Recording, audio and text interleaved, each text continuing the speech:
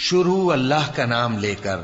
جو بڑا مہربان نہایت رحم والا ہے۔ جب سورج لپیٹ لیا جائے گا اور جب تارے بے نور ہو جائیں گے اور جب پہاڑ چلائے جائیں گے اور جب بیاہنے والی اونٹنیاں یوں ہی چھوڑ دی جائیں گی اور جب وحشی جانور جمع کیے جائیں گے اور جب سمندر آگ ہو جائیں گے اور جب روحیں جسموں سے ملا دی جائیں گی اور جب اس بچی سے جو زندہ دفنا دی گئی ہو پوچھا جائے گا کہ وہ کس گناہ کے سبب قتل کر دی گئی، اور جب اعمال کے دفتر کھولے جائیں گے اور جب آسمان کی کھال کھینچ لی جائے گی اور جب دوزخ کی آگ بھڑکائی جائے گی اور جب بہشت قریب لائی جائے گی،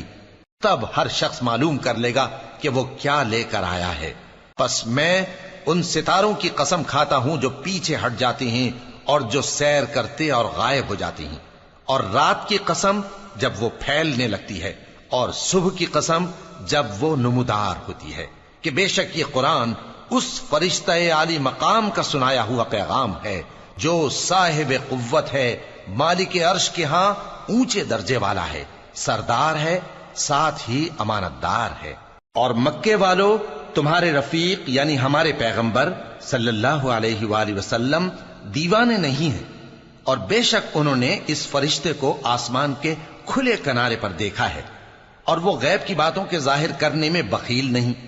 اور یہ کسی شیطان مردود کا کلام نہیں ہے۔ پھر تم لوگ کدھر جا رہے ہو؟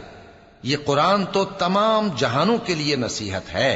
یعنی اس کے لیے جو تم میں سے سیدھی راہ چلنا چاہے، اور تم لوگ کچھ بھی نہیں چاہ سکتے مگر وہی جو اللہ رب العالمین چاہے۔